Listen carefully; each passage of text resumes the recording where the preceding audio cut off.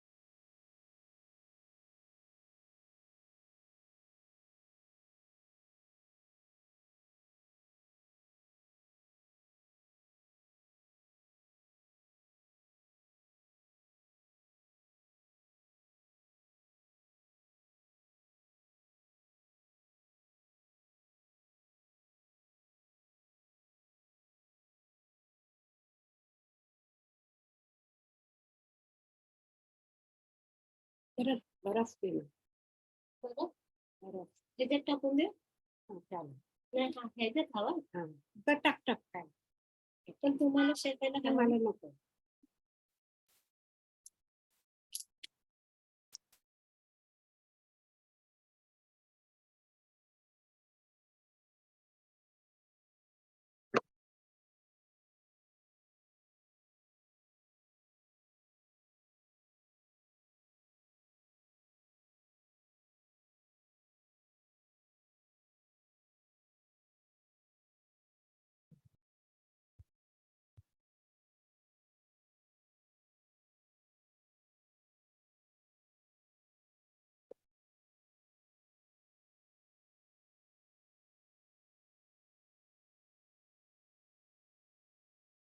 Sindhu,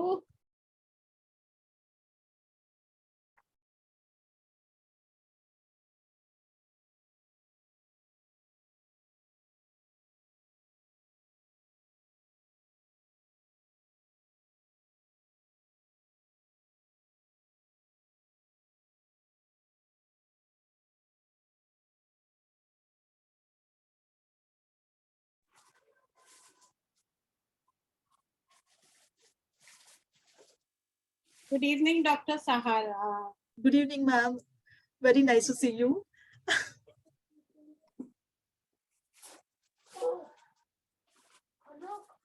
Shahala, you're mute. No, ma'am, I've unmuted. Shahala, you can't hear. Now, can you hear me, ma'am? Good evening, everybody. Good evening, ma'am.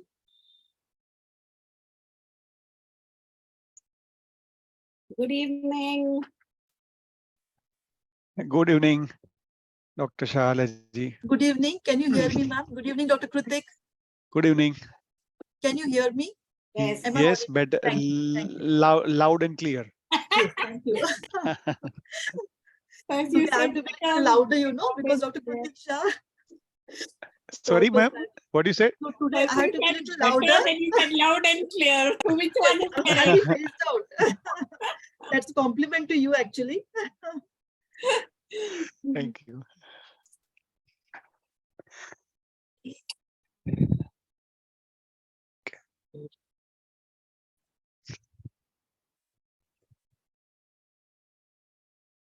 So it's nice to be bright and back. And we changed the date just for you, Krutik. How was your kite flying? Fantastic. You said it's Enjoyed. your favorite festival of the whole year. Yes. That's so nice to Yes. And I forget to become a doctor. I forget to become a sober human being when it comes to kite flying. You know. I never Like, knew you were know. sober human being anyway. Actually, वो बोलते हैं ना कि पतंग चगाने से ज्यादा पकड़ने में मजा आता है. So I am good at it. I used to be good at it from the beginning. So that is the hobby which I have continued along with playing cricket. Very good, very good. I'm so happy. It keeps you young always. Yeah. Yes, These yes, are the yes, things ma'am. that keep you young always. I cannot hear you. What you said last, ma'am? Said hobbies are the things which keep you young always. Yeah. Yes. Absolutely. So yeah. So we have 33 participants. Ma'am. We'll wait for another 5 minutes. No. We'll start. Should we start? Okay, ma'am.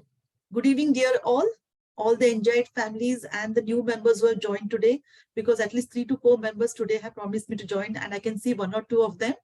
And so it's a very, very warm welcome. Today's Scintillating Saturday is a very special one, because ma'am is going to make special announcements, because 2023 is going to be a year where we are going to start having an offline SSMS in a grand way. And of course, this time it will be out of Mumbai, but in a very good place, Vadodara, where it's one of the hub of learning and homeopathy. And so we are so glad to be there. So I call upon dear ma'am to just address us with your auspicious talk, and then we begin with our webinar today. So 2023 has been really a nice year, and we hope it will continue to be very, very nice and exciting for all of us. And first of all, I must say these 2 on the dais with me, Krutik and Shah, 2 of our most younger crowd of the NJH and the most dynamic. So we are very happy to welcome you. Also, as Dr. Shah said, we are going to have our first offline SSMS after a couple of years. So it's really quite exciting. And in Baroda, which has 7 colleges, as one of the largest number of colleges in any state, I think. That's why we have chosen Baroda. And anyway, Gujaratis, it is so near the kite flying and all the other festivals. And it is also near Shankranti. So it's really fun to have a webinar there. We want all of you to be there. And we hope that this year we'll be doing lots and lots of activities with all of you joining in as much as you all can. And I was very excited about Krutik's topic today, because aggression is like one of the most hottest things which happened today. Road rage is like the commonest thing which we see on the road every day. Not that I go out that much on the road these days, but yeah. So it is going to be a really exciting thing. And we want you to join for all our activities, okay? Including webinars, roundtable, Telegram group, of course, our full-on monthly journal, which last issue is like really exciting. The printing and everything has been so really good. Even the cover, the cases are so good. So we hope that you will all join us for all these activities. And with that, I give the mic back to Shahala to please introduce our most dynamic speaker, Dr. Krutik. Thank you so much, ma'am. Thank you for the warm, and auspicious talk about ISSMS. And now I will welcome, and it's a pleasure to host Dr. Krutik Shah today. A very brief introduction. He is one of our, like ma'am said, a young, dynamic homeopath, a passionate homeopath. And if you see his achievements at such a young age are really admirable, and God bless him, and may he continue to be successful. So Dr. Krutik Shah basically is having his own hospital, one of the kind, Shri Sai Homeopathic Hospital. He is a consultant homeopath, and he is also, there are many achievements. I will just say in one word, he is a recipient of Bharat Gaurav Award at the British Parliament, London, UK. He has also got the most promising homeopathic professional award by Ministry of Ayush, Government of India and Government of Gujarat. He is an International Homeopathic Healthcare Leadership Award winner. He is also the winner of Dishawal Shiromani Award by Vishwa Dishawal Parivar, Mumbai. And he is a historian homeopath in the sense that he is the creator of the latest, largest and most modern technological development in the history of homeopathy in the state of Gujarat.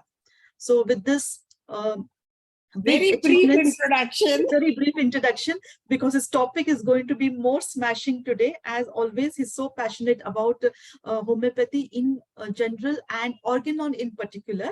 And so it will be a great pleasure listening to him. The topic today says, basically, the title is Controlled Aggression. Mind you, it's not aggravation, it is aggression in homeopathic practice. I'll just highlight a few words before he speaks, because I was very intrigued, I was very inquisitive to know what it is. So I just had a small talk with him today evening, and he gave me a few points that he'll be covering. Of course, he'll be covering the whole thing. I'll just highlight some of the things. So controlled aggression in homeopathic practice, he will be talking to us about withdrawal of allopathic medicines, cases which having a lot of obstacles in the way of relief and cure. He'll be talking about incurable diseases, contamination of medicines, pediatric cases, especially hypochondriac mothers. I mean, what could be how are we going to be aggressive in treating such kids? Okay. Acute cases, acute emergencies, acute exacerbations of chronic diseases. Again, acute cases and emergencies are his forte. He has a hospital, and he's been doing a wonderful work. So drug side effects, cases having de-addictions and withdrawal addiction. When you're not sure about the diagnosis of the case, how do you aggressively treat? I mean, again, use the word aggressively. Let us listen from the horse's mouth what it actually means and what does he want to convey to us, because we don't have this terminology in Organon. Yes, but it is a way of his explanation, and it's very innovative and new and very catchy title. So other things that he will be covering is terminally ill cases, hypochondriac and hysteric cases, museum of diseases or maze of symptoms, wherever there are cases in which paucity of symptoms is there, and the concept of antisoric prescription for permanent cure. So Dr. Krutik Shah, the screen is yours. Please go ahead. Thank you very much, Dr. Shahala ma'am, and thank you very much, Vishpala ma'am. NGH has made tremendous influence in me in the building of my career and in the success of my career. So I am always grateful to NGH and Vishpala ma'am. Since I was a postgraduate student till today, I have always learned genuine and real homeopathy on the platform of NGH. And that is what has made me today in my career. Now, to this topic, basically, I would say, let me open the screen first. Okay. Hide floating control. Yes. So this topic is basically, I'll be talking about cases, but I will not be going deeper into every topic, because otherwise this webinar of 1 to 1.5 hours will be somewhere like 1 to 1.5 days. All right. So this is like more or less a kind of call for action webinar where there will be no discussion, only action. And you can say a kind of power pack on a certain situation, what we should do. That is what I am trying to tell here. And this webinar specifically is I would say, combination of success, failure, learnings, earnings, and everything into my practice, what has made me today. So this is a very different topic coming from my heart and coming from my experience, which I'm sharing for the first time on this wonderful platform of NGH. So I'll be very happy to receive your criticisms also if you want to share, because ultimately that will make me a good practitioner overall. So this topic basically has, it has derived from two legends of homeopathy, Dr. Henneman and Dr. Kent. Let me hide this floating control. Okay. Dr. Henneman and Dr. Kent, controlled aggression. See, Henneman, what we know is a very cautious, what we know is that very conscientious, very critical. If you read his Organon, long sentences, use of words are so, what happened? Use of words are so, what you can say, hurtful, so painful for the suffering of the humanity. But overall, we say Henneman is a very, very conscientious, very careful, a critical homeopath, a very broad-minded. He has connected Organon to the universe. He has connected Organon to the nature. And from there, the Organon has been written. So Organon is a book of nature. As we know that homeopathy is a child of nature. I think there is why this I'm getting it. Just a second. Okay. So this is from Henneman, who is a very conscientious, critical, careful, broad-minded, but most logical homeopath. To put being an allopathic expert, promoting homeopathy amongst the hardest of times towards homeopathy it deserves the highest applause. So that is first from Henneman. Now Kant was an anatomist. We know he used to be, if you read his philosophy, it's very sharp, very sharp. If you read Organon, Hahnemann 5th or 6th edition, if you read Kant philosophy, you will find A to Z difference because both are having same fundamentals, but the style of practice is completely different. So Kant being an anatomist, his words are sharp like knife. He's straightforward, to the point, objective. He redefined homeopathy, and it is very unfortunate for us that Kant and Hahnemann never met one another. In fact, Hahnemann can never use 6th edition, the LM potency. Otherwise, he would have redefined his whole philosophy. So this controlled aggression, aggression comes from the word Kant, and control comes from the word Hahnemann. And if in my career, I would say reading Organ of Medicine more than, I would say 700 plus times in my life, and having read Kant's philosophy more than 50, 60 times in my life, I really feel that this is a call for action because now the world is going towards,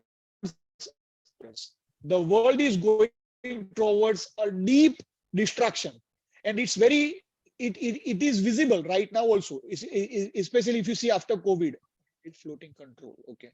So this topic is something where I'll be taking clinical points, what we should do, going to the next with certain cases, what we should do. I will share my failure also here because I always feel that transparency on the part of a homeopath is a must in order to share the information in the best possible way. So the first point is, just a second. I had this. Okay. So now the going towards what you call towards the point, it is like prequel, right? Before the points, there are some guidelines. The need for control aggression. Why? Because homeopathy is a slow science. Homeopathy takes long time to act, this and that, blah, blah, blah. We are listening so many times, but that is not the fact. Homeopathy is rapid, gentle, and permanent. Is we are slow, not the homeopathy is slow, right?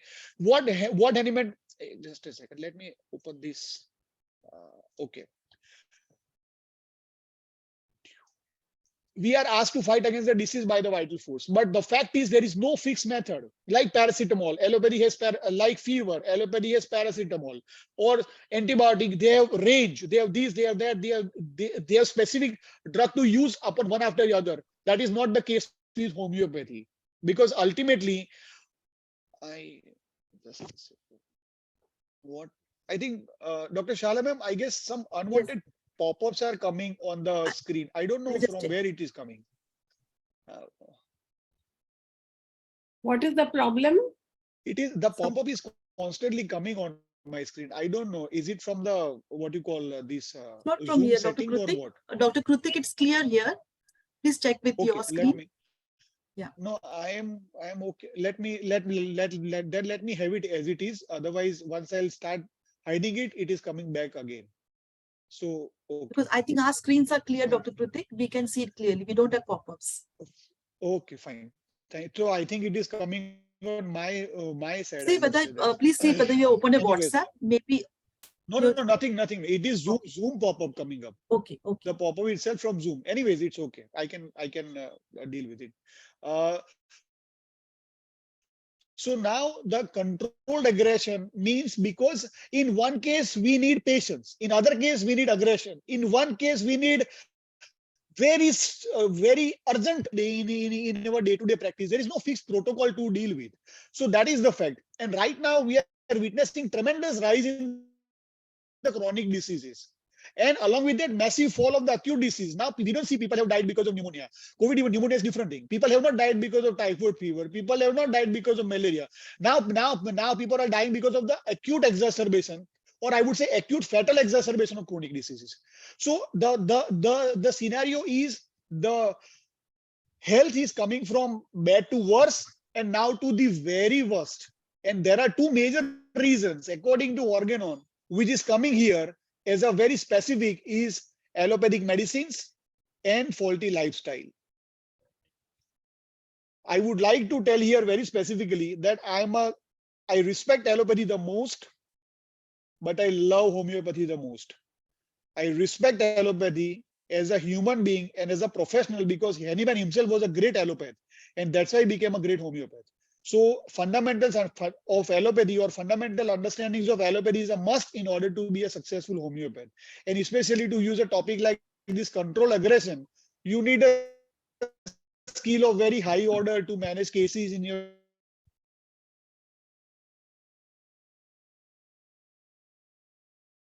day-to-day practice. Here, now the scenario is one drug, you see a kind of an improvement, then another drug, obstacles, lifestyle, mental, emotional traumas, so many things. So nowadays, the cases have become chronically manageable. The cases have not been curable to what you call a single remedy magical cures. We used to see virgin cases with homeopathy. Now, very rarely, people have already taken homeopathy to you, or the patient has taken a lot of allopathic medicine. Half of the symptoms have been gone or suppressed by allopathy, and then the patient comes to you for homeopathy. We are not magicians who can cure everything. So what is needed is, the proper follow-up, and that is controlled aggression. And now in this is only possible if you know how to use a long-term management of the case, long-term management. That is only possible following organ one. And the most beautiful, I would say the best example, what Hahnemann has given of controlled aggression was LM potency. Is LM potency.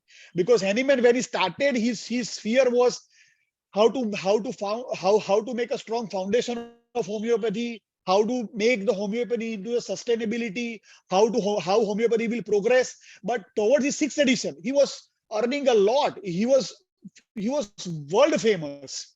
If you see his history of LM potency, it's very painful and bitter history.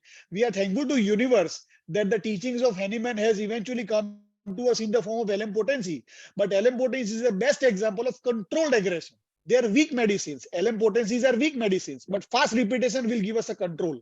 And you are able to treat fatal disease, serious disease in a much faster way, in a much controlled way than centesimal can do. So overall, this is controlled. Hahnemann himself was going in the direction. And LM potency is the best example of controlled aggression in homeopathic practice. Right? Now here, caution. Before going to this topic, I want to specifically tell out certain points, because these topics what I'm going to take here, or the clinical issues what I'm going to take here, is call for action. It is not a discussion. Here there is called phone a friend, or public opinion won't be that much available at that time. What you need to do is you have to decide spontaneously and act accordingly. Otherwise, either you will lose the patient, or patient will lose you. Patient will leave you, sorry. So the fact is, call for action webinar. You can take this webinar as a call for action webinar. Here, good allopathic knowledge and skill is a must. Because the fact is, homeopaths are not good at allopathic understanding, are not good at diagnosis, are not good at allopathic skills. They don't examine the patient, the general examiner, systemic examination. Forget it, they don't even touch the patient. That is very bad, very bad. We have a system where every patient comes to a general systemic examination, from head to foot. Many times we get good symptoms about the nails. Many times we find good symptoms from the eyes. Many times we find many good objective symptoms. They are objective symptoms, and those symptoms are best to be used for prescription. So good allopathic knowledge is a must. Individuality in every homeopath comes into play. See, your nature also comes into play in taking these kind of challenges, right? For example, a homeopath is very mild, very gentle. He cannot take the risk. For me, I am like a homeopathic soldier. I am always open for challenges. I am always open for stress. So every homeopath's nature also will come into play into practice, because eventually they themselves have their own nature as well. So you need to be grounded, you need to be clear, and your nature should support in order to take risk. Say, for example, Dr. Amar Singh Nikam sir at Pune, 100-bedded homeopathic hospital, 30 potency he's prescribing all the time. This is amazing. One cannot even think about it. Because why after 30 Hahnemann had to develop other potencies in practice? But this is his nature supported that, and he is what he is today. Right? So your own nature will come into play. Should I do this? Should I don't do this? इसके बाद क्या होगा, ये क्या होगा, कुछ भी नहीं होगा अगर आपके पास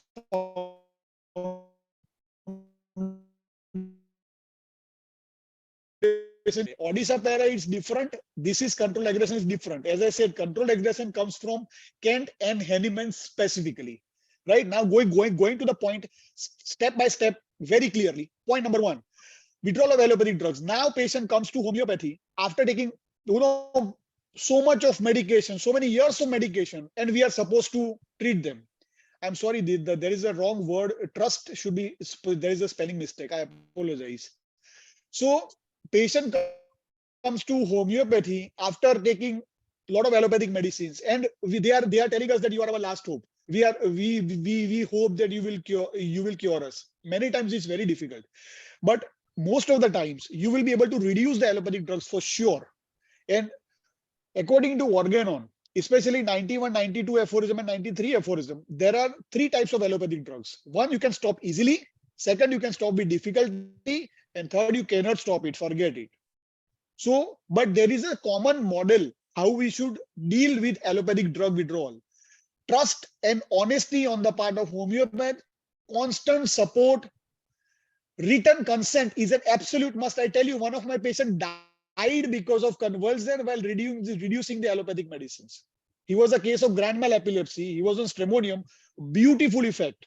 I started reducing his medicines. He had huge quarrel in his family, and he has tremendous spasm, and he had severe head injury, and he eventually expired after 10 days of hospitalization. But I mean, it's very difficult to accept that it was because of the homeopathy, of course, but there was a definite withdrawal. So that is one of the worst experience of my career. Of course, I'm safe legally because I practice homeopathy. I do everything with law by law only. So there was no problem. But then after I started taking this written consent from the patient, I started taking written consent from the patient. I went to whomever I withdraw the medicines. I let their patient sit beside the patient. I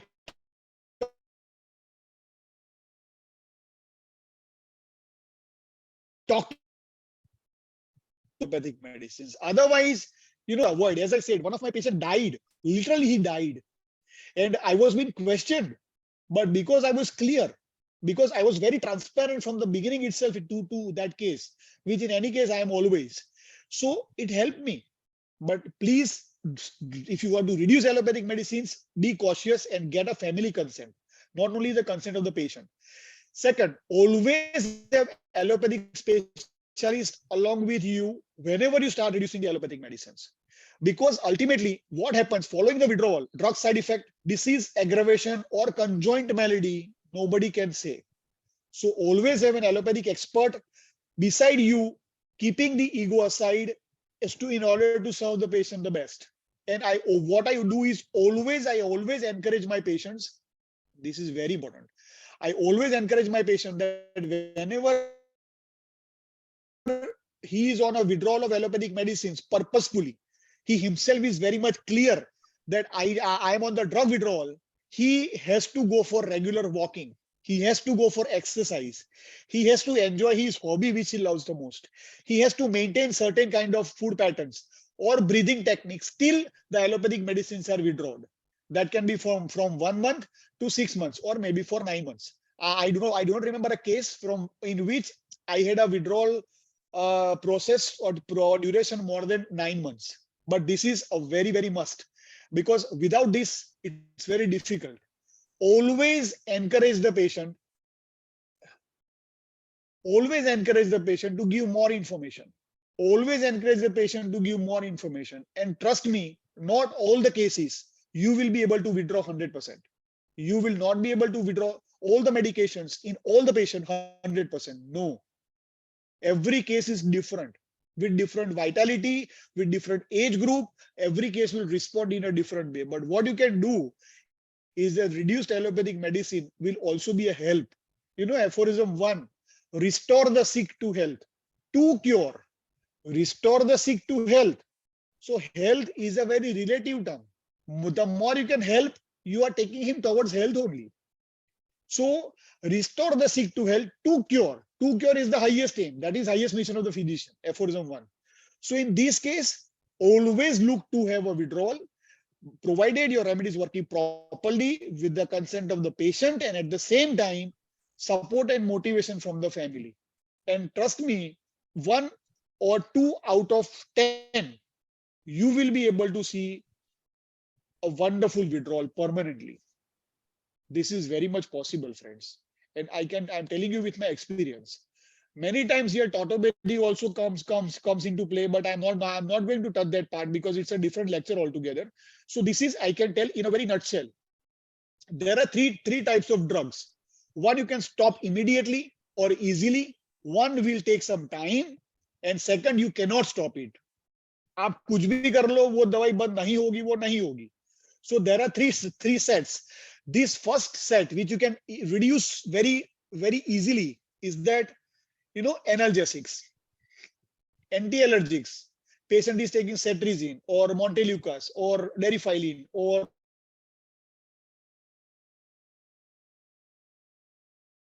domperidone, whatever. Painkillers, you can reduce it. This is quite very logical, quite very possible. Now, little bit the difficult side is the second. It has difficulties, to reduce a bronchial asthma, especially chronic bronchial asthma patients. Very difficult. Rheumatoid arthritis, especially advanced rheumatoid arthritis with deformities. It will take hell of a trouble. Epilepsy, but epilepsy is also simple partial or grand mal. Simple partial is relatively easy to manage. We have a lot of medicines we can manage out easily. But for grand mal, this is one of the worst experience of my life. Was death of a patient under my treatment and to whom I was really willing to do the best. Another patient died because of acute asthma, was because of the strong aggravation following the homeopathic medicines, along with a lot of other trigger factors. And the patient missed to take allopathic medicines for 3 days. And the patient ended up into acute status asthmaticus. You know what is status asthmaticus? Back-to-back acute asthma, back-to-back acute asthma. Before that lady went to the hospital, she was central cyanosis, peripheral cyanosis. The moment they took into her ICU, a lot of treatment had been given. But after 2 days, eventually the lung were so badly collapsed that she was no more. So many times, this type of situation really makes you in a very uncomfortable situation. But this is also, if homeopath always tells the success of his life, I wonder how much successful he is. The failure are the what you call inevitable journey, into converting into success. So failures are always there. Yes, growing. Yes. So ultimately, failures will make you a better professional. Failures will make you a better human being, and failures will make you to evolve into your career. So why I'm sharing this very difficult and painful experiences of my life, and I literally cried when I had these experiences. My patient of grand mal asthma, grand mal epilepsy died.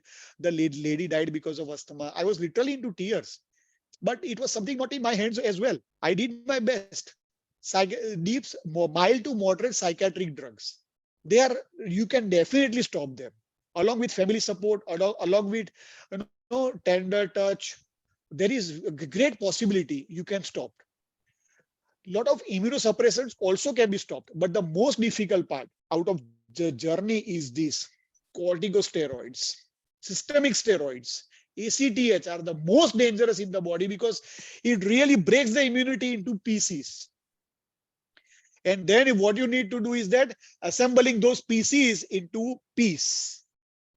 Assembling those pieces into a piece. But it's very difficult, very difficult. So these type of drugs, it is very difficult to withdraw. Never commit your patient that you can withdraw whatever drugs you can. You can do everything, you can do wonders. Don't ever commit. Otherwise, people will take this as the last words. And then you have a disaster in your career. So powerful drugs, it is very, very difficult, including hormonal drugs. They are so deep, so powerful. Anti-radiation side effects, the drugs and everything. There are many, many things which has a lot of limitations. And the allopathic medicines nowadays are more virulent. They are now silent weapons. Initially, it was a visible side effect. A lot of side effects were there because of penicillin or this and that, etc. Allopathic science have undergone tremendous development, tremendous growth, which unfortunately homeopathy has not made, to be honest. We need to make it, but still we have not made up to the allopathic level.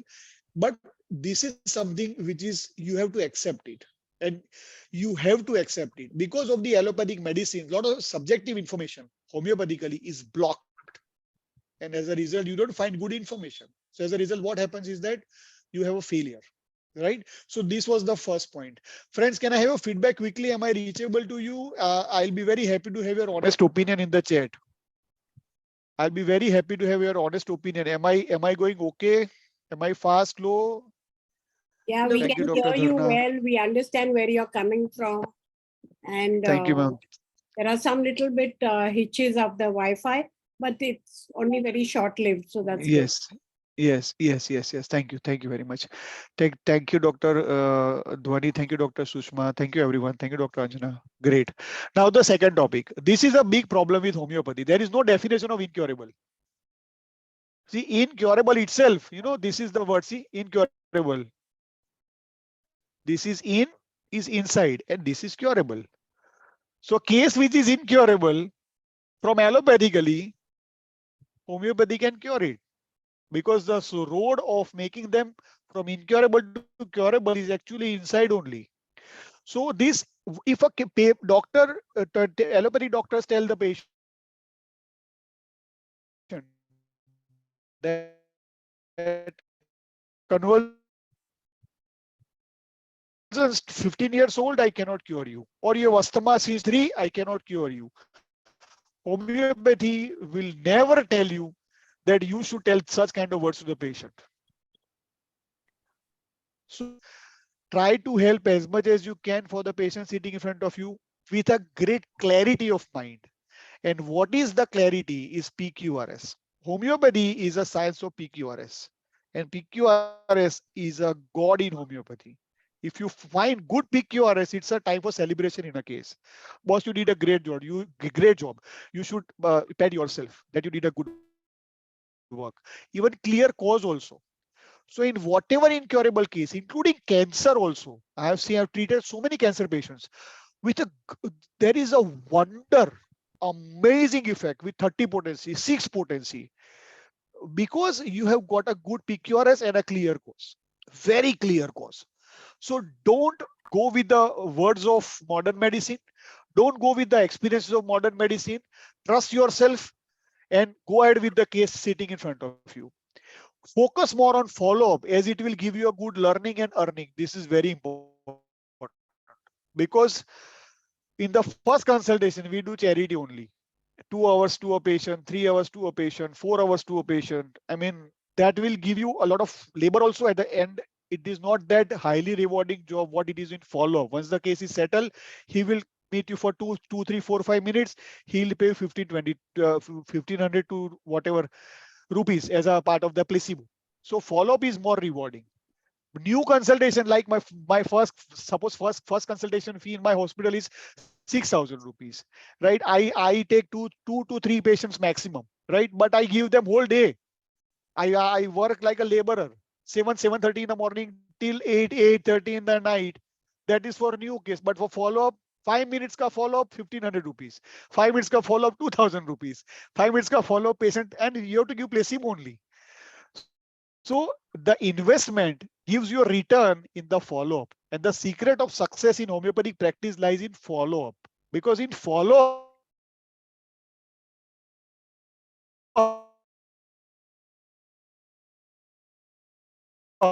case responds in a part. Now the bad part.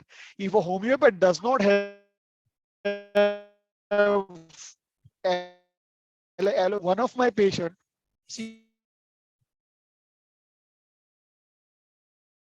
was a lady of 13, I would say 2 years she had, gradually increasing. So gradually increasing.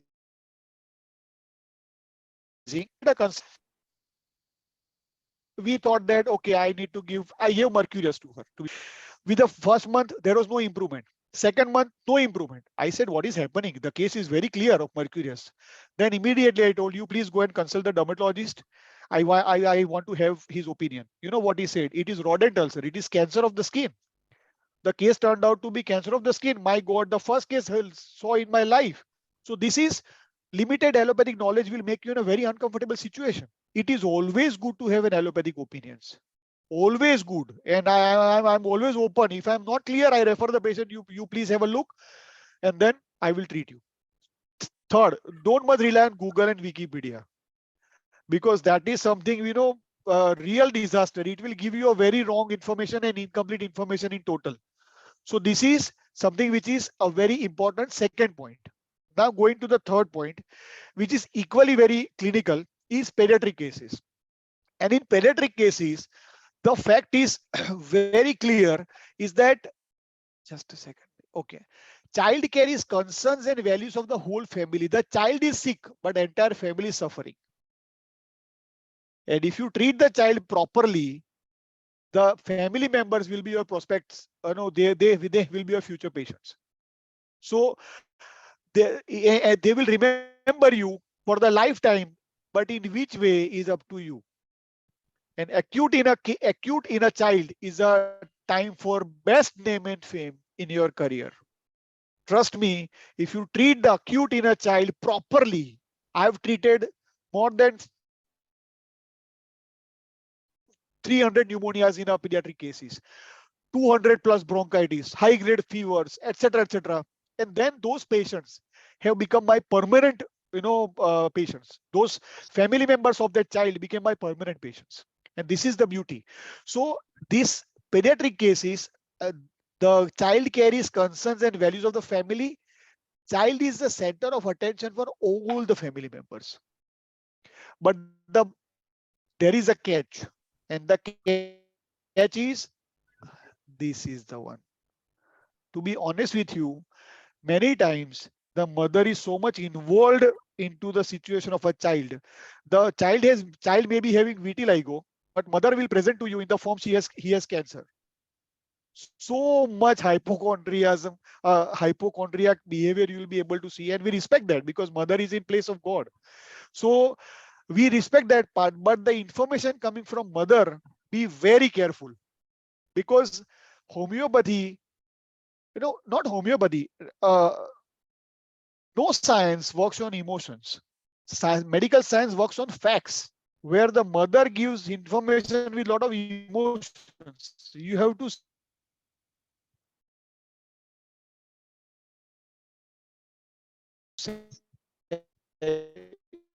you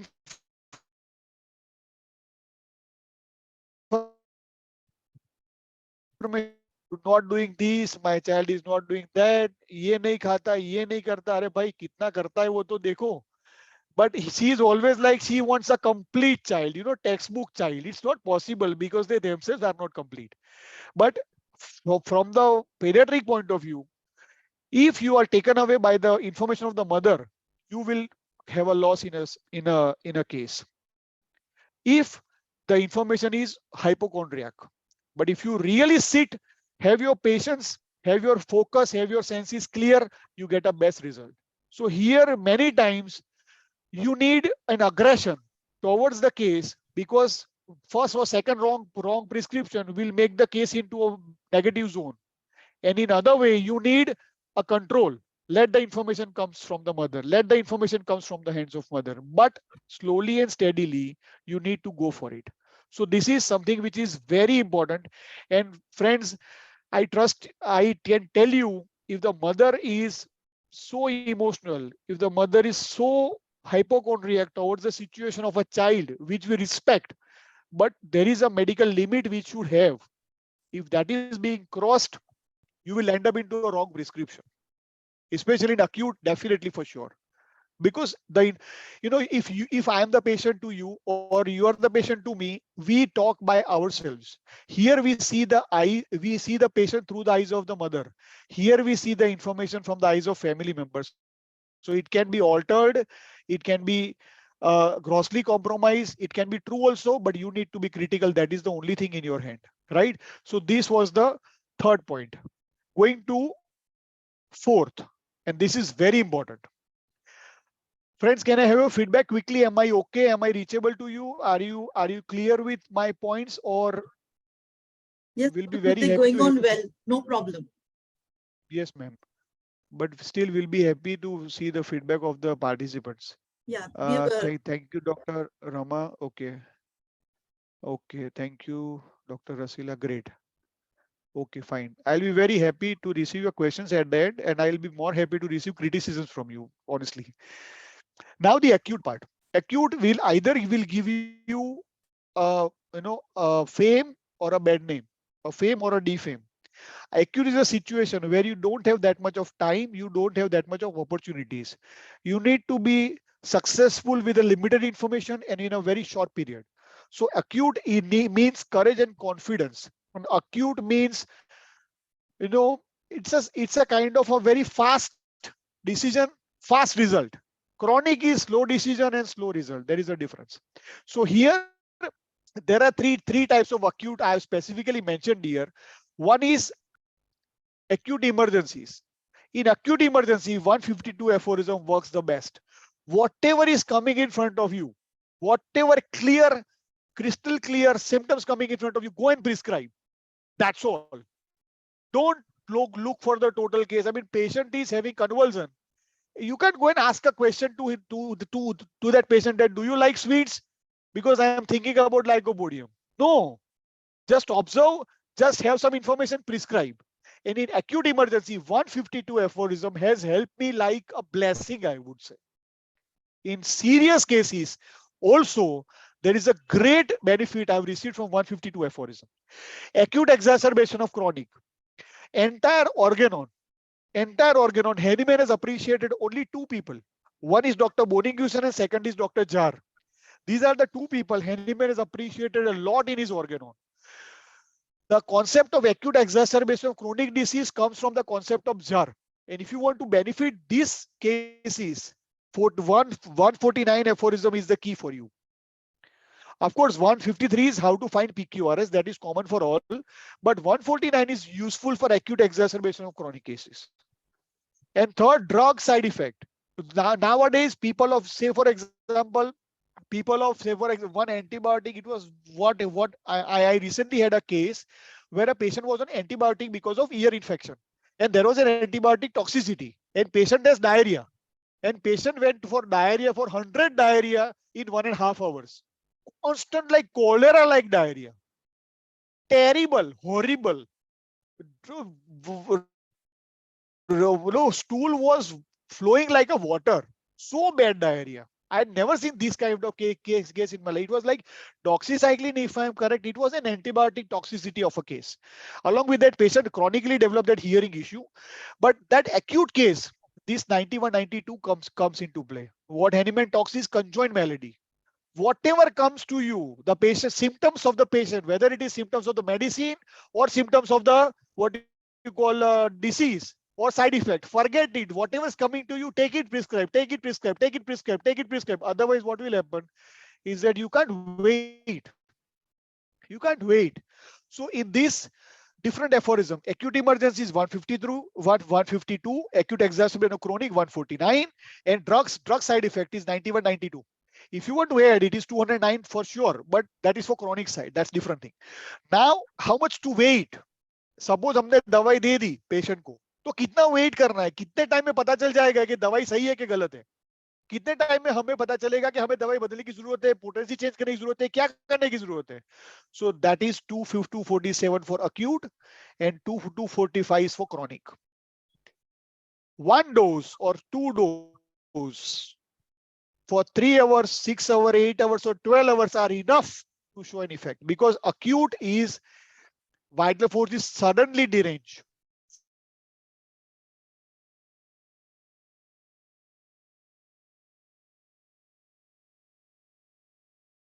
So it is chronically deranged. It is chronically deranged. So it is chronically deranged for acute. And 30, 40, 50, 60, 100 days is 245 aphorism, that is for chronic. 245 and 246 also. Here I need to add that point, 245, 246, 247. So this is in nutshell about acute. you use these aphorisms, it will make wonders in your case, really, right? Now going to the another part of this topic, contamination of medicines.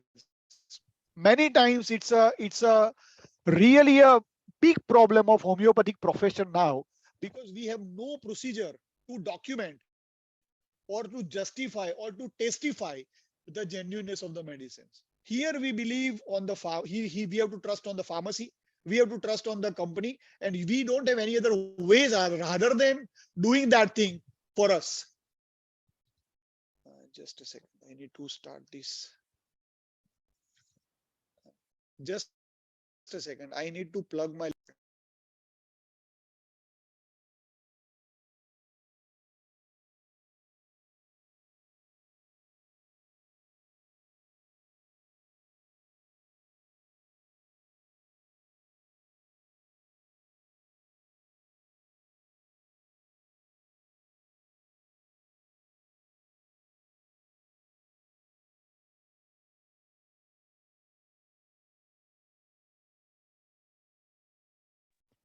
Friends, I'm so sorry for this disturbance. So now the scenario is such that in 21st century, we don't trust on our family members, but we have to trust we have to trust the strangers, and this is the biggest problem. We curse ourselves for the wrong prescription.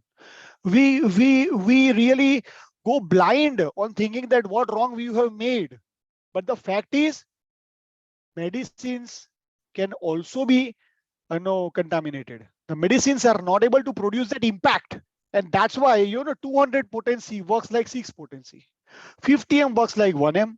So many times you go, you have to think about it. So I have 2 pharmacies with me.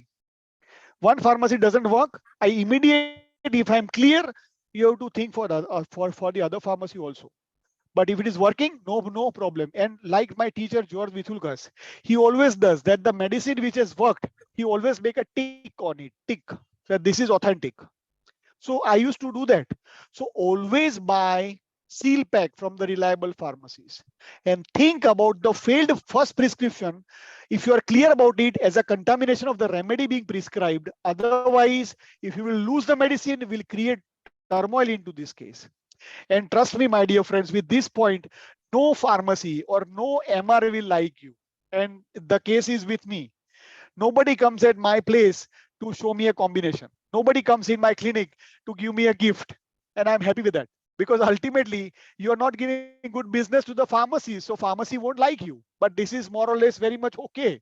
Right? Into this, the fact is, what you call, this is the beauty. Let me make it. People are crying in the clinic that my medicines are over. My medicines are over. Please go and get it in the pharmacy. People are crying in the clinic that, oh, I'm not getting this medicine. No problem. If you have 2 drops of the medicine, the liquid with you, you can prepare the next potency. And that comes from 270 aphorism.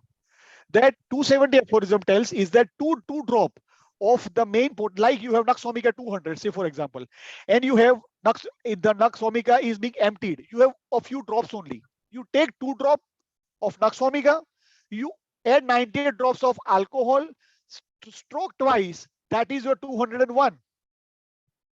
So why to, when Henneman has given so beautiful description in organon. If you don't have medicine, don't worry if your back potencies.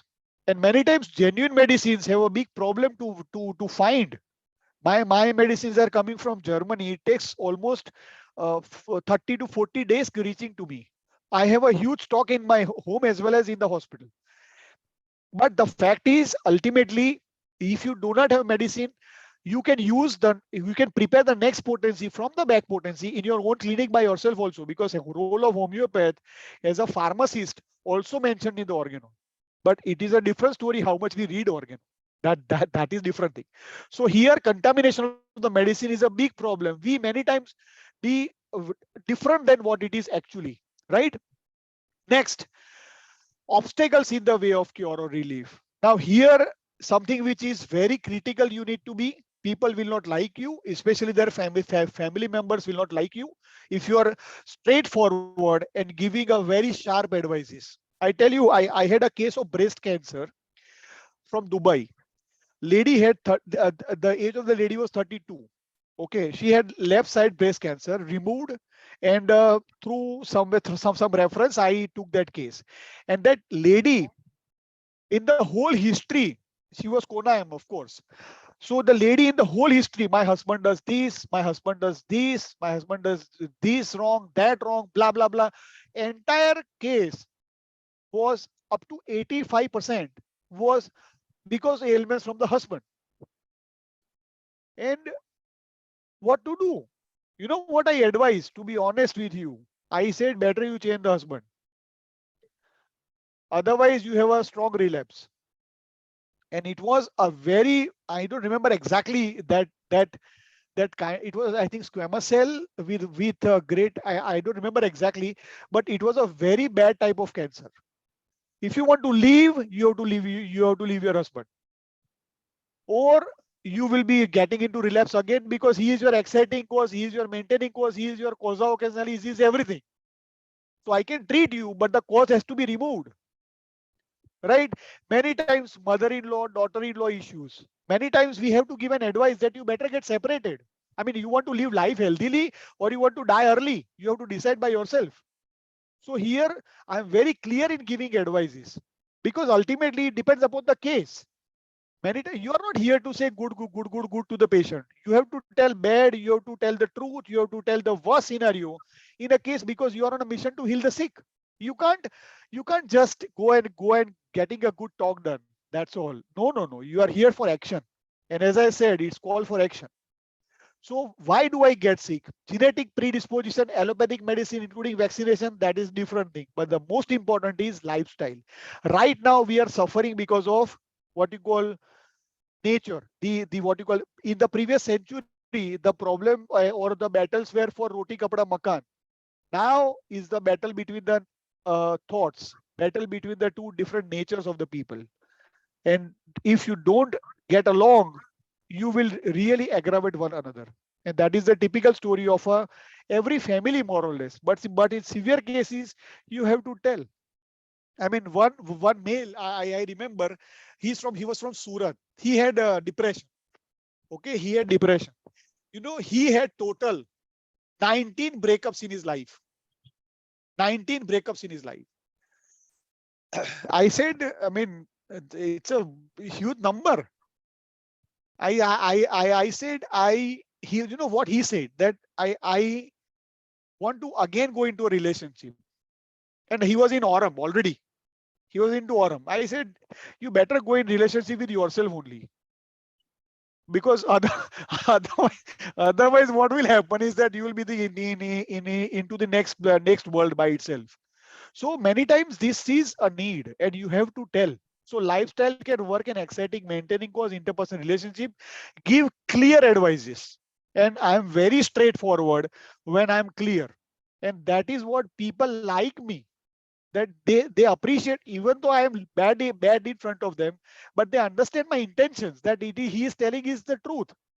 And for every difficult IPR, interpersonal relationship, I always encourage the patient to enjoy their hobbies. One of the female, I remember, she's from Ahmedabad. She had a very abusive husband. She had a very abusive in-laws family, I can say. And she used to love music. She loved music before marriage. And after marriage, because of the hardships of married life, she somewhere has forgotten herself. She lost herself in the married life. What I said to her in the consultation, that you be yourself. You start enjoying your hobby again. You live a life close to nature. And right now, she is a singer and doing so very well into this same family with a more peaceful life, because her emotions started getting ventilated through her hobby. And I always appreciate this part. So this is something which is my clinical aspect. I may be different to yours. I may be wrong to you. I don't know. But what I'm sharing is my individual experiences for the best of your benefit. Next, terminally ill cases. People really, this is one of the biggest, I would say, recent turmoil. One of the ministers of government of Gujarat, whose father I was treating for a terminal stage cancer. I gave him arsenicol. 30 potency. Patient was doing fantastically well. Suddenly, what happened? I don't know. But patient started having cold sweat on the forehead, cold clammy was the skin, and patient was going towards low blood pressure. I thought that I need to increase the potency of arsenic. And I told also that you should increase the power of arsenic. But before, somewhere I was not clear whether it is arsenic, whether it's different remedy.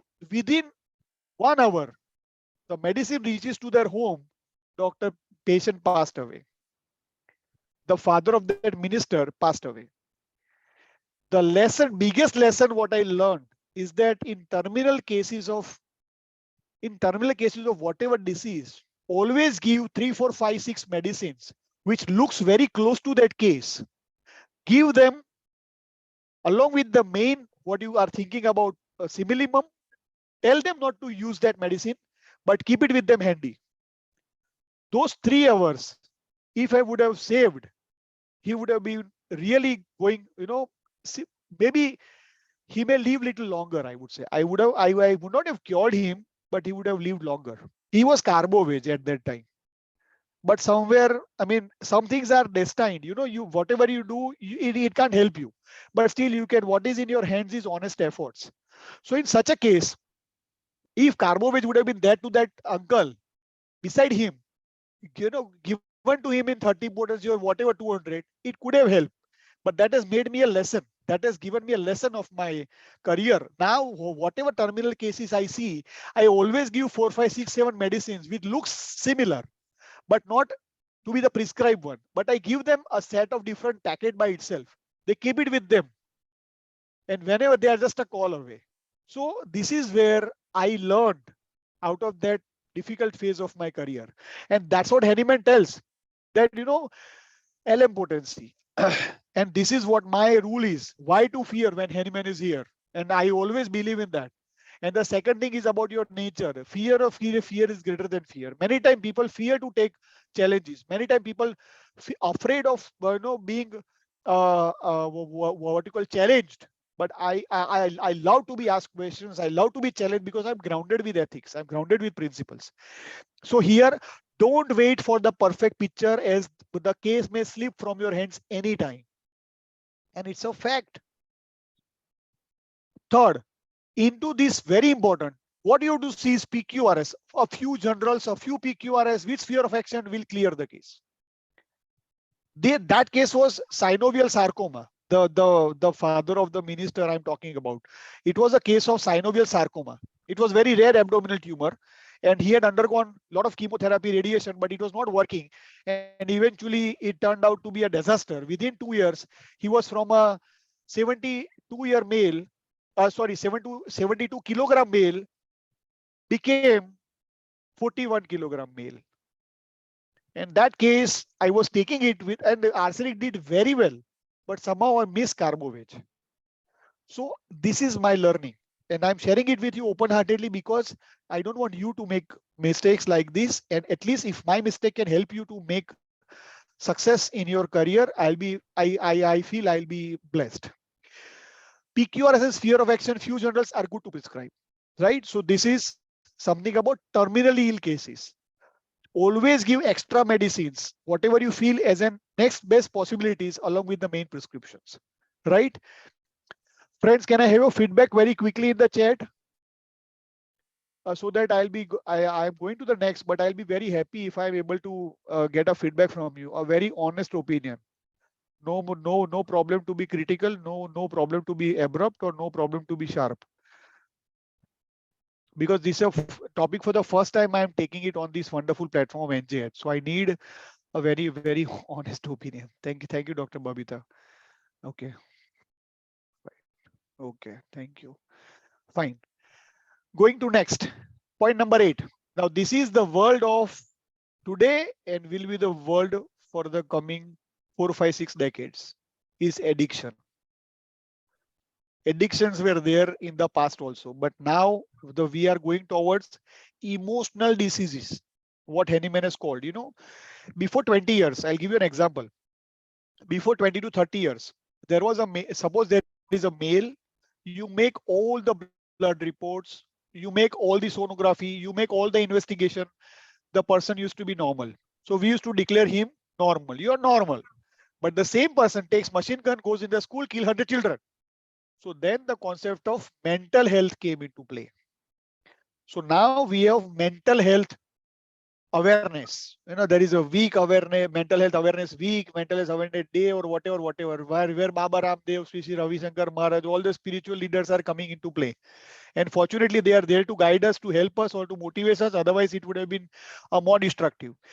After COVID, especially, which was individual, has now become common.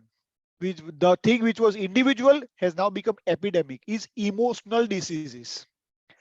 There is a tremendous trauma every human being more or less have received because of COVID. And what Hahnemann tells, homeopathy is science of future. And that is 224, 225, 226, where Hahnemann talks specially about emotional diseases, tobacco addictions, alcohol addiction, drugs addictions, allopathic drugs, mobile games. I have seen children playing 4 hours of mobile games continuously. If you take their mobile, from their hands, they will go cranky. They will destroy the TV. They will destroy, what not? Social media addictions or porn addictions. I recently had a male of 22 years of age studying in Vidyanagar. He says, I have to see porn for 4 hours every day. What is this? See, it's a chief complaint. But this addiction is because of love. But it's a perverted love. So love is an emotion. And this is emotional disease. All the addictions are emotional disease.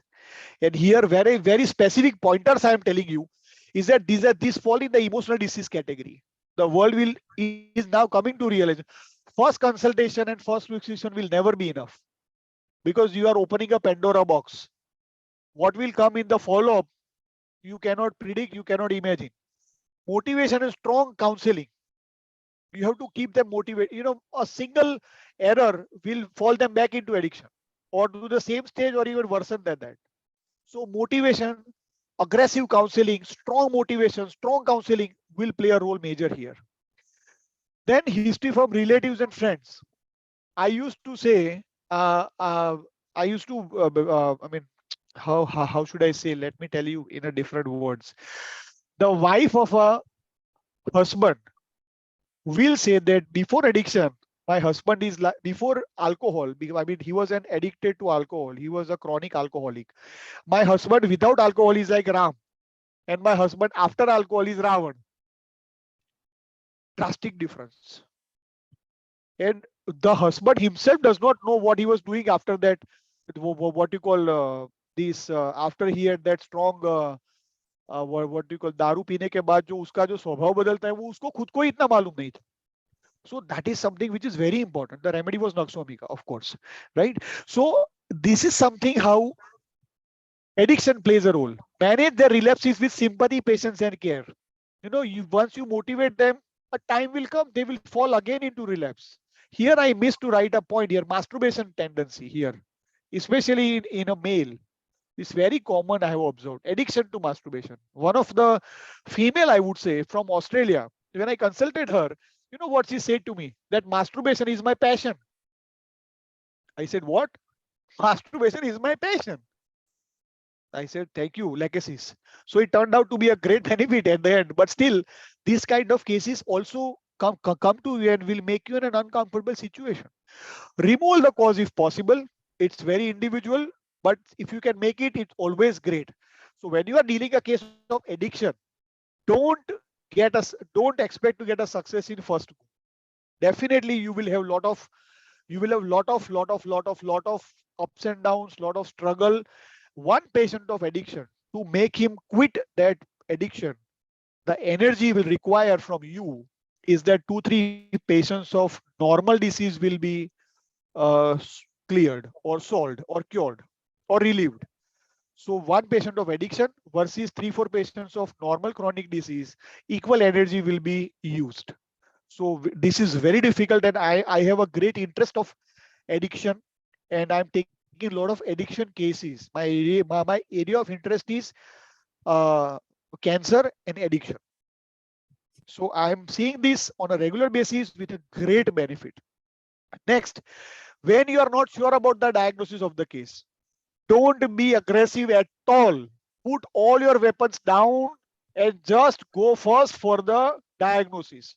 There is nothing wrong if you tell the patient in the first consultation that before prescribing your remedy, please go and consult whatever consultant you refer for your exact diagnosis. Otherwise, as I said, an ulcer here turned out to be a skin cancer.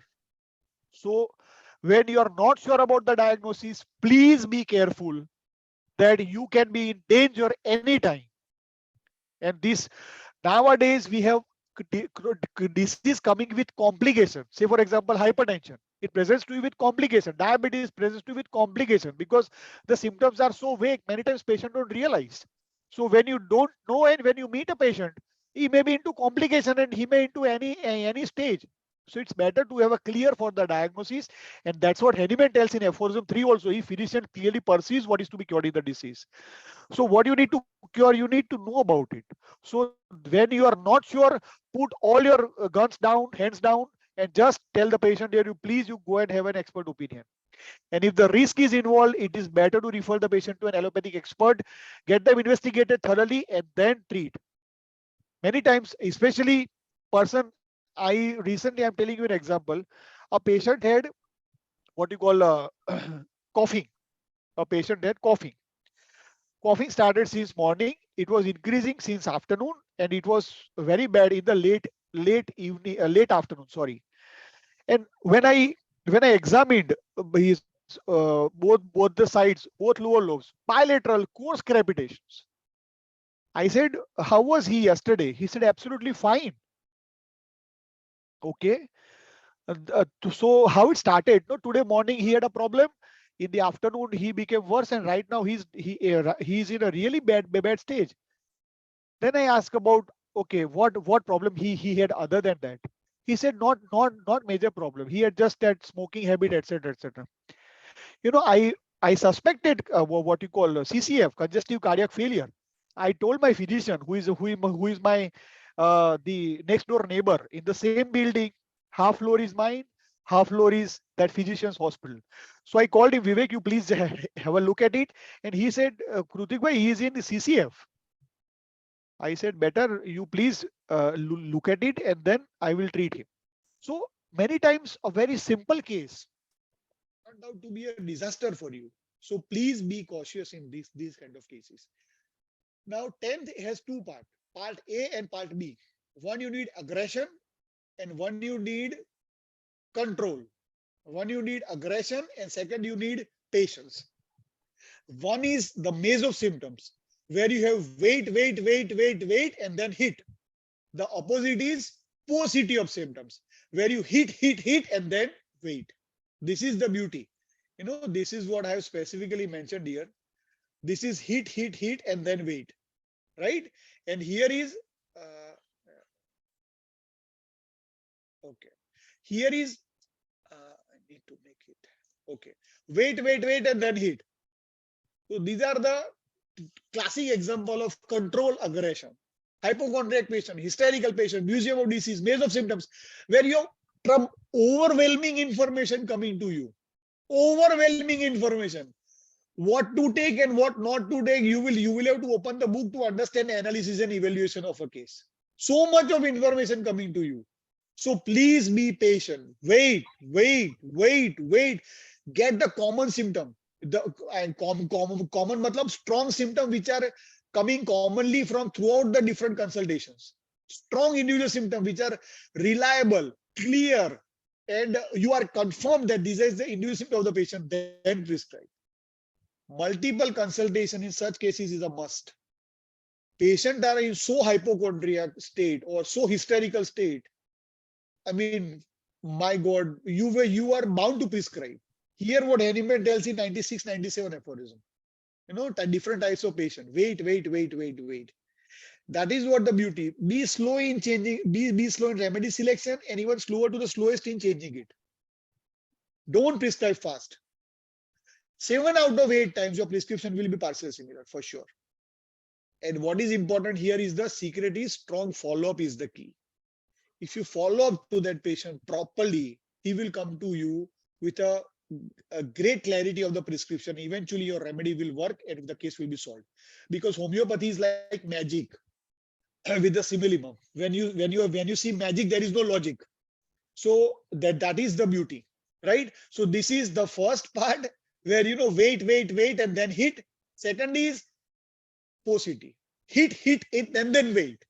Because the first is wait and hit because you are overwhelmed with the information. Here there is no information. So you have to bring that information out from the vital force.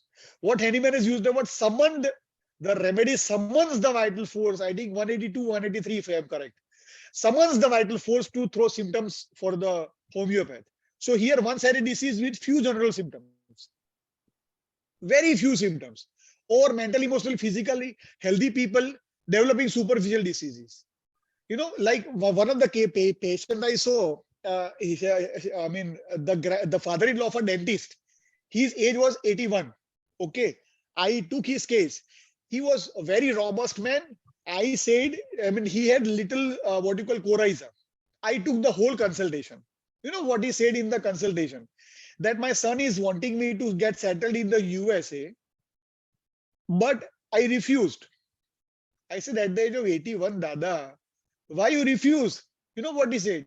What will happen to my career? My God, at the age of 81, this man is thinking about his career. This is how robust people are. He has little coryza. You forget about the clear remedy. It's difficult to find a remedy even. Because you have to hit the remedy with whatever symptoms you get more information, and then you will see the beautiful picture of the remedy coming to the prescription. So here what Henneman tells is multiple consultations will be required. Same like paucity to maze of symptom. Be quick. Here is slow. This is the word slow. Here is quick. 7 out of 10 times your prescription will be partially similar, but it will summon the vital force to bring more symptoms. Strong follow-up is the key in both the cases. So one is control and one is aggression. This is the beauty, right? And last but not the least is why people have relapse. Why homeopathy is rapid, gentle, and permanent, but the patient comes to you with the same problem after 5-10 years of life. Why there is a partial or complete relapse even after a correct prescription is ignorance of antisoric prescription. And that is where the beauty of homeopathy is. And people do not forget about reading Organon. They have not looked even a front page cover of Theory of Chronic Disease by Samuel Hahnemann. Because Theory of Chronic Disease is the theory how to treat chronic disease permanently. And that's what, 81st aphorism, 82 aphorism, all the disease are soric in origin. All the medicines are soric in origin. And if you see different aphorisms, I don't want to go to Organon here. For local disease, and then you need antisoric medicine. For mental disease, and then you need antisoric medicine. For acute recurrent disease, you need and then antisoric medicine. One-sided disease, you need antisoric remedy and then epidemic disease and then antisoric. 242. Intermittent disease, antisoric. Paucity of symptom, antisoric. Maze of symptom, antisoric. But how to find antisoric? We don't know that. And that is really a bad part of it. People don't know Theory of Chronic Disease. That is Organon part 2. People don't read Organon part 1. So it's very difficult for them to interpret part 2. But this is the must. If you want, you need to be very aggressive in finding the antisoric remedy in order to make the patient clear permanently. Because totality of the symptom leading to a prescription in all the cases, if it would have been homeopathy, then Hahnemann would not have developed Theory of Chronic Disease. Hahnemann would not have invented chronic miasms. So this is how, in nutshell, it is interpreted, and it should be followed in order to make the permanent cure. Rapid is okay, gentle is also okay, but permanent cure. And last but not the least, final remark. Failure of the person cannot be considered as a failure of science. It is a world of homeopathy beyond horizon. Success will give you earnings. Failure will give you learning. And earning plus learning is living. I would like to live as a student of homeopathy. I would like to live as a soldier of homeopathy. and at the same time, I'll be very happy to serve the humanity with whatever possible knowledge I have, following the Hanuman religiously, following the Kant religiously. So with this, I conclude my talk of controlled aggression in homeopathic practice. And as I said, this topic derived from Kant and Hahnemann, blend with my clinical experience. I hope that it would have been some help to you, and I'll be very happy to have your feedback. At the same time, if you want to connect to me, you can correct to me at these contact details. Friends, can you have me? Can I have feedback? Okay, thank you, Dr. Rasila. Thank you, Dear Dr. doctors, we are open for the session of questions. Thank you, Dr. Shweta. Okay, thank you. Contact details is Dr. Babita already on the screen. Great. So Dr. Shahala ma'am and Dr. Vishwala Yeah. ma'am, please advise me. Was it okay? Was it, I mean, we'll be very happy to have your honest opinion, because I tried my best to sum up this control aggression part, and I hope it will be of some use. Ma'am, we cannot hear you. Only say that the topic and the way you handle it surprised me, because it's the first time we are doing a whole session without any case, any homeopathic medicine, any description of that, and still you held the audience. That's good. You answered a lot of questions. You evoked a lot of interest in organon. I'm sure people will go back and read all the aphorisms again, and they don't want to be caught saying that they have not read the organon, which is a very good thing. And you have given a lot of practical hints of how to handle things in practice, and how you can go ahead with both learning and earning, as you say. That is really, really good. Very different and quite surprised me. So thank you a lot. And somebody is asking how to handle, what is Ashish Changla asked? Shahala? Yes, ma'am, 1 second.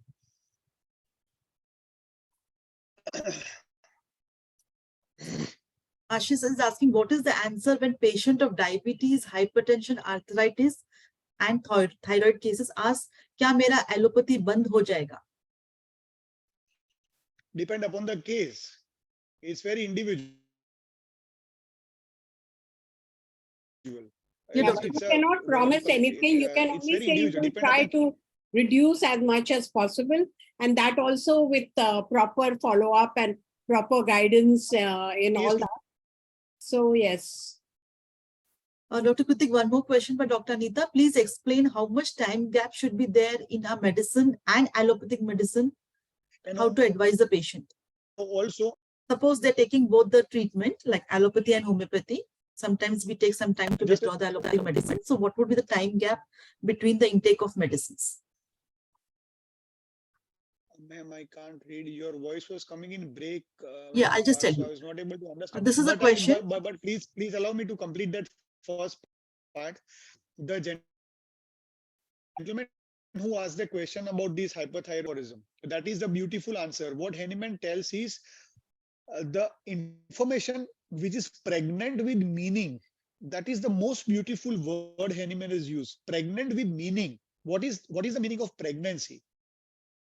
What is the meaning of pregnancy? Pregnancy, something is alive inside the tummy of a woman. Something vital, something very important, something priceless. So what Hahnemann tells here is pregnant with meaning. So if you go into the deeper part of this case, those chronic cases, you will be finding some very vital information which were hidden. It was pregnant from outside, but it turned out to be very vital once you realize it. So that 95 aphorism will give you a best answer. I'm sorry, ma'am. Shahala, ma'am, please. One more question by Dr. Anita. In fact, two questions. I'll talk about it first. In kidney disease and heart disease, explain about the care of allopathic medicine. I mean, maybe she wants to know whether we can taper it or not. Ma'am, Can you hear me? In kidney disease Can you and please heart, repeat again? in kidney disease and heart disease. One of the doctors says, can you explain about the care of allopathic medicine? Yes. I think she meant to ask whether these medicines can be given with homeopathy. It's a little ambiguous question. Yes, of course. No, no, it can be given. It can be given because homeopathy has a direct connection to boost of the immunity of the person. See, ultimately, all the whatever homeopathy medicine you select out of proper consultation or proper application of organ on, it is very much possible to give because ultimately Ultimately, we have to all work together. Work together. was And moreover, the scope and limitation of minimum homeopathy has to allopathy. be. Your voice is breaking, Dr. Krutik. Hello. He'll come back in a second. It always goes away for a couple of.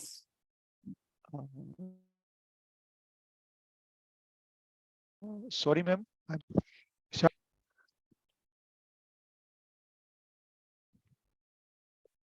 Question was, Krutik, are you there?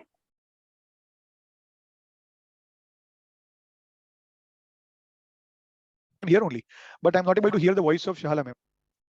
Okay. The question was, please explain how much time gap should be there in our medicine and allopathic medicine when we advise the patient. Well, I think as far as the organon is concerned, there is no specific indication being mentioned in any of the aphorism, to the best of my knowledge. But ideally, allopathic medicines are being swallowed, goes in the stomach, it gets absorbed in the blood, and it starts its functioning. Homeopathy medicine being taken on the mouth, I mean on the tongue, and through nose it goes to the brain, and from brain it goes to all the parts of the body. So as far as there is no direct connection, but for the sake of the patient's benefit, half an hour or 1 hour of gap is very much okay. I I agree with you, don't Dr. Krutik. personally, yeah.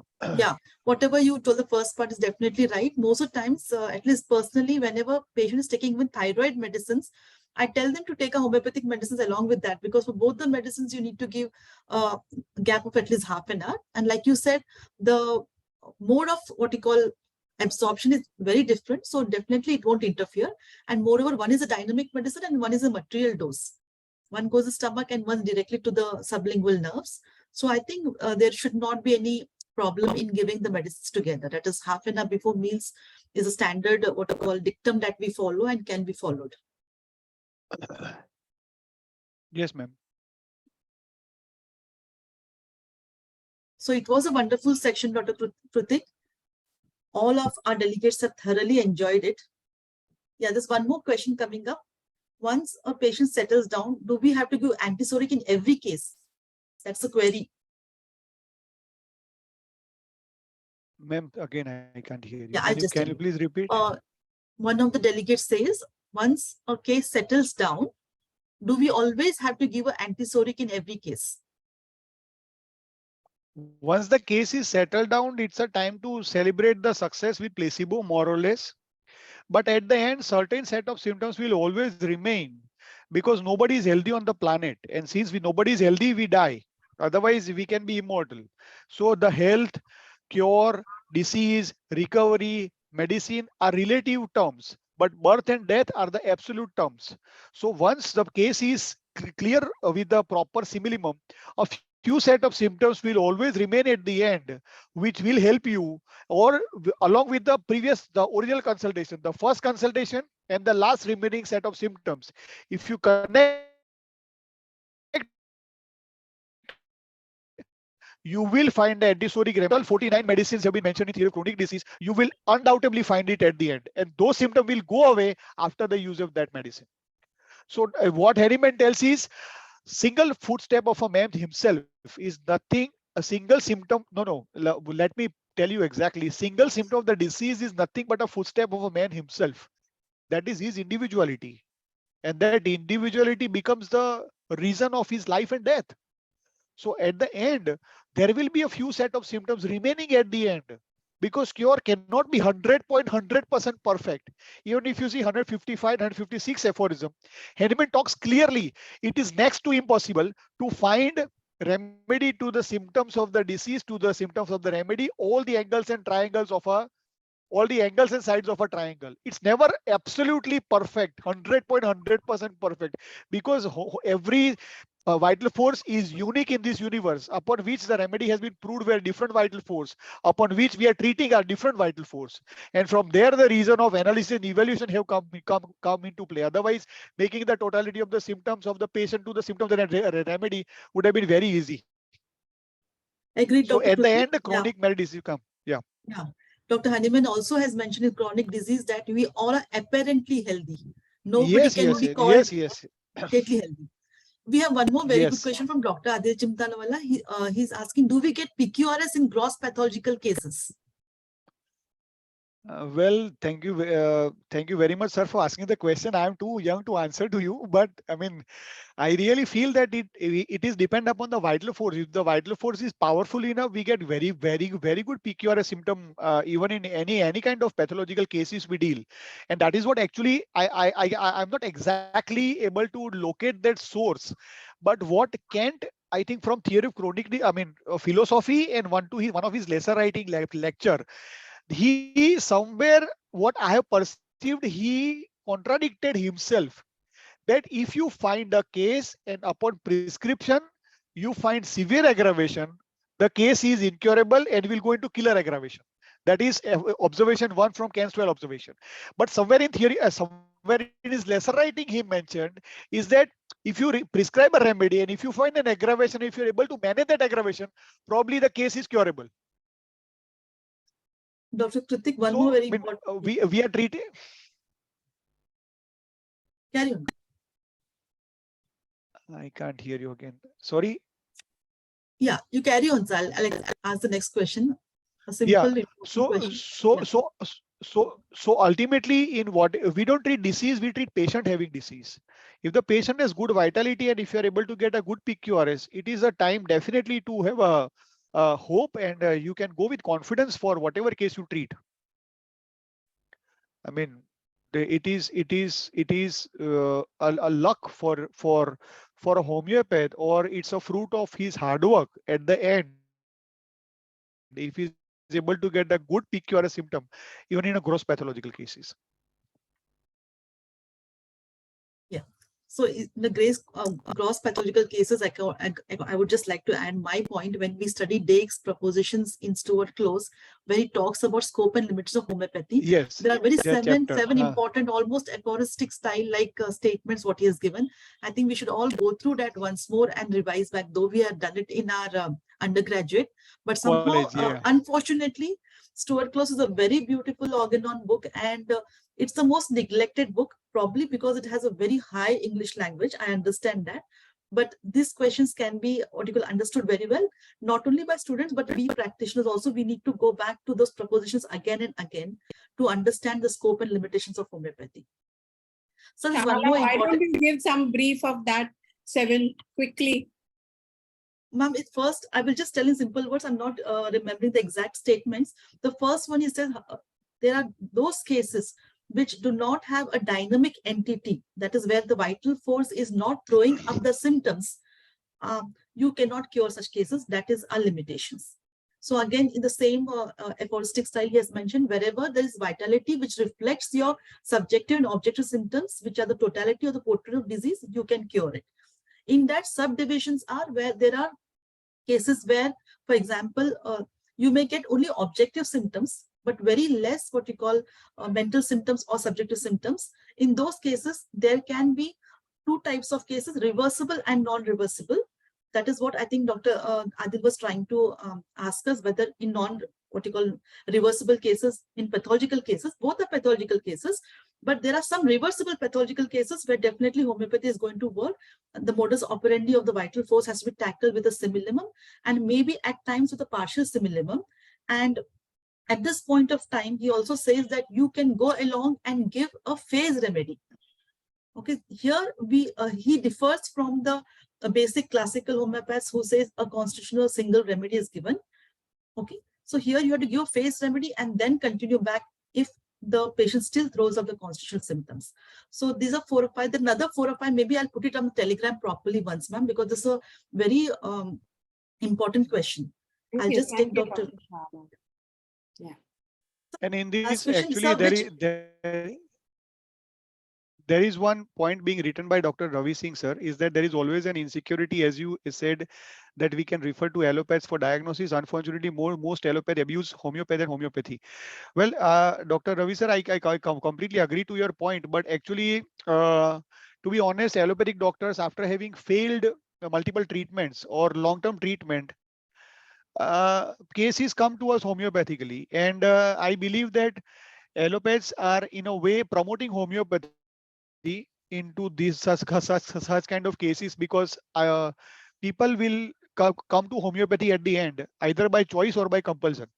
And most of the homeopathy is being blessed to have greatest of allopathic minds in our science, starting from Dr. Hahnemann to Kant to Bonning-Hewson to Clark to Dunham to Farrington to Dudgeon to Dr. Fatak Herring, to Burnett to Herring. There are greatest to Dr. Boger also. So Gabriel, homeopathy is blessed more by allopathic consultants or allopathic professionals than, to be honest, by homeopaths by themselves. And I believe that I mean, the insecurities or the concerns are very right. But in these 250 years of tenure, homeopathy has received a lot of tornadoes, but is able to pass through successfully. And that is one of the reasons why homeopathy became the second most popular system on the planet. And the point raised by you is very correct, but somewhere is your integrity and it's your result speaks to the community, then these concerns are, because I am practicing in an area that is the city of Anand, where it's a Amul, it's a milk city of India, where in the entire Asia, according to population, largest number of allopathic doctors are practicing here in the city or in this district as per population in the entire continent of Asia. And I'm able to get a great success in my career simply because following the fundamentals of organon religiously and being as much transparent as much as I can as a professional. so we have to find out people who have seen the results of homeopathy and therefore will be amenable to helping when we are saying just monitor the case for us, and wherever we are, need some help, you give it, and they will be ready to do it, especially the younger generation, many of them who have grown up with taking homeopathy themselves. So we can always find what are called compassionate allopaths who go along with us. I'm treating a lot of allopathy consultants for their own problems homeopathically, All of us. including including the neurosurgeon, neurologist, interventional cardiologist, cardiothoracic surgeon also.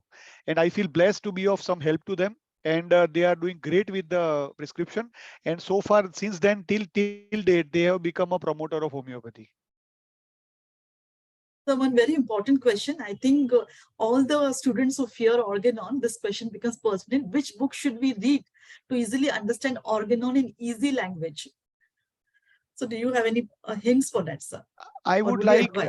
I request to meet the father directly, dynamically, rather than reading him through someone's eyes. Have your own medical dictionary with you. Have your local English to whatever language you want to see, and meet Hahnemann dynamically. Reading for the first time, it may be difficult. Second time may be difficult. But gradually, you will understand the flow of this divine book, and you will be able to understand beyond words, between the sentences, and much broader perspective, connecting it with the universe with the regular reading of that book. So I'll be happy if you meet the Hahnemann. Matlab, you meet your. We need to meet our father. We are the children of Hahnemann, and we should follow our father religiously. We should read organon directly rather than reading it through someone's eyes. What I did, I am telling you. Yeah, because the so-called language that we have in a textbook may be a little difficult, and especially when we have our 11th, 12th done from vernacular mediums. But I totally agree with Dr. Krutik. It takes a little time and effort, but once you start reading, there's no stopping you. And every time, whether it's BHMS, MD, PhD, or you just do any courses, every time the same textbook, which is the basic textbooks, will give you an entirely different understanding with your clinical experience through the years. because every homeopath has understood organon according to their practice. Every vital force is individual. Every experience of a practitioner's experience, individual experience is also different, including their natures are different. If you see Stuart close to Clark, if you see Kent to Henneman, everyone is individual. So ultimately, rather be let your individuality evolve in this homeopathic world Yeah, and just take be one yourself. example. Yeah, just take one example of susceptibility topic. You see Herbert Roberts, you see Stuart Close, you see Kent, and you see Honeyman, just one aphorism. It looks so different, but when you So ultimately different. Yes. again portray it in one this thing, it is the same. But every case, what they talks when we see a case, we can apply it differently. And I think Principle and Practices for Dr. Dhavle is one of the books which has given it in a very condensed form altogether. Vishwala ma'am, Powerful book. please your inputs. I think that Krutik is right and everybody is right, but we should simultaneously read people whom we trust, like Shala mentioned Dr. Dhavle. So we can read Organon and him together and understand it more. And then as we read it, finally, it's a small book, but a small book which is stretched so much that you can spend days and days reading it. And the sentences are very windful and long, but we can get into it and then it is very, very interesting. Yeah. And today, Krutik has stirred a lot of interest by quoting those aphorisms, and those are smaller aphorisms and they are more practical aphorisms. So if we can read those first after reading the first 10, then read those first, and then we will be on the path to learning. So thank you so much, everyone, for being here all the time, even to ask the questions, and just shows that out of the way topics also are very interesting, and they incite people into doing more and more better work. Thank you so much, Dr. Krutik, and thank you, Shahala, for being a Thank you. wonderful moderator, giving your Thank you. inputs. Thank you so And much. it's been a Yes. very nice session. Thank you, dear all. See you all at the SSMS, all of you, and please keep in touch with Telegram group. We have given Miss Munira's INGH officer's number. Please be in touch. Thank you so much. Have a great evening and a good night and a great weekend. Thank you very much. Thank you, everyone. Bye-bye. Bye. Please join the postscript meet. Yes. Yes, ma'am.